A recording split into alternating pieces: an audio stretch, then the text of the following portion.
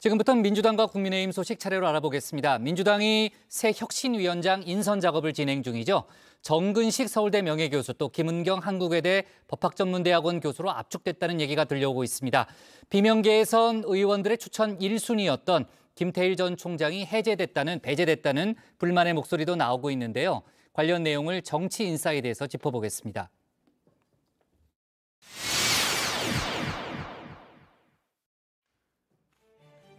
민주당 혁신위원장 물망에 오른 3명의 후보군. 현재 최종 검증 작업을 진행 중이라고 하는데요. 앞서 이래경 사태의 교훈이 있었죠. 과거 발언, 재산 내역 등을 꼼꼼하게 살펴보고 있다고 합니다.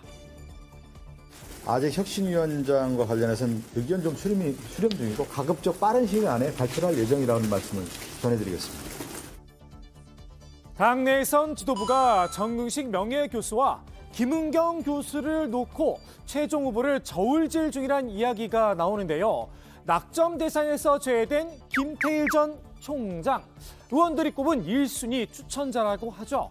최근까지도 언론기고 등을 통해서 민주당을 강하게 비판해온 인사이기도 합니다.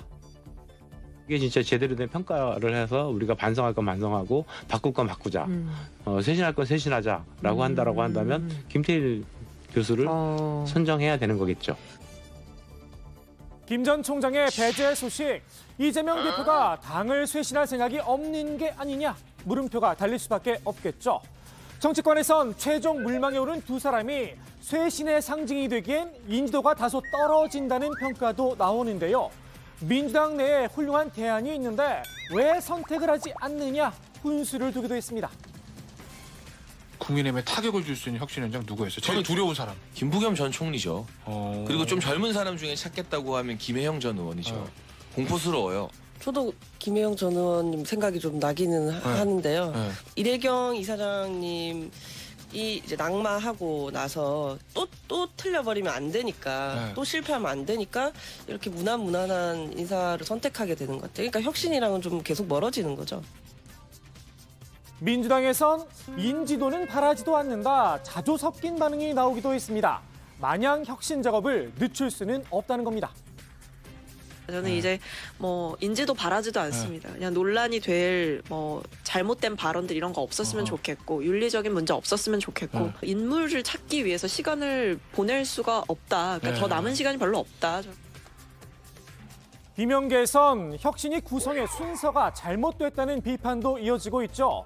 혁신위의 역할부터 명확하게 해야 한다 목소리를 높였는데요. 과제가 무엇고 어떻게 해야 되는지 그 역할이 뭔지를 하지 않고 그 수험생부터 불러오는 게 어디 있어요. 이 시험이 국어 시험인지 산수 시험인지를 보고 그걸 잘할 수 있는 사람을 데려와야 되는데, 그러니까. 근데 혁신위가 뭘 하려고 하는 혁신인지를 얘기한 적이 없습니다. 장 대표가. 이 대표가 직접 입장을 밝히진 않았지만 친명계에선 의원 기득권 타파를 전면에 내세우고 있습니다. 특히 민주당 현역 의원들이 갖고 있는 기득권, 친명 비명 가리지 않고 민주당의 기득권을 좀 혁파해갖고 국민들의 눈높이에 맞게 당을 바꿀 수 있는 그런. 비명계가 생각하는 혁신과는 확연하게 결이 다릅니다. 우리가 바꿔야 될 그 혁신의 대상이 뭐냐? 내로남불, 저 팬덤 정치, 방탄 정당, 이런 민주당에 씌워진 이 굴레를 어떻게 벗어날 것이냐가 핵심 아닙니까? 네. 국민이 바라는 건 국회의원 많이 갈아쳐라가 아니고 민주당이 지난 대통령 선거 평가를 안 했잖아요. 민주당이 지난 지방선거 패배에 대한 평가를 안 했잖아요.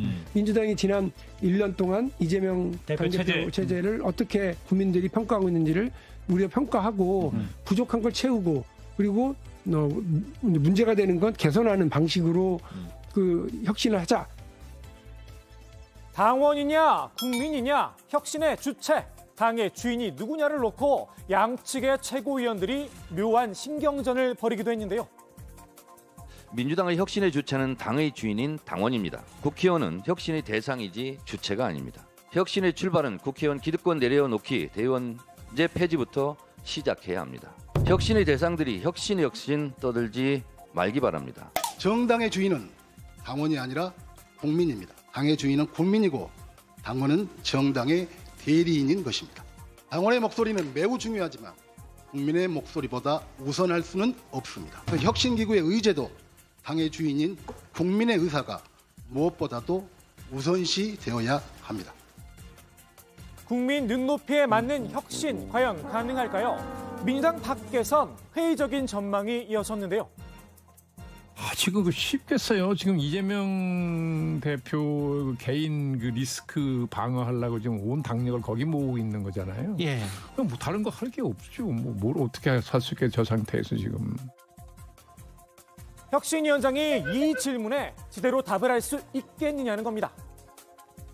돈봉투 이거 부결한 거 어떻게 생각하느냐고.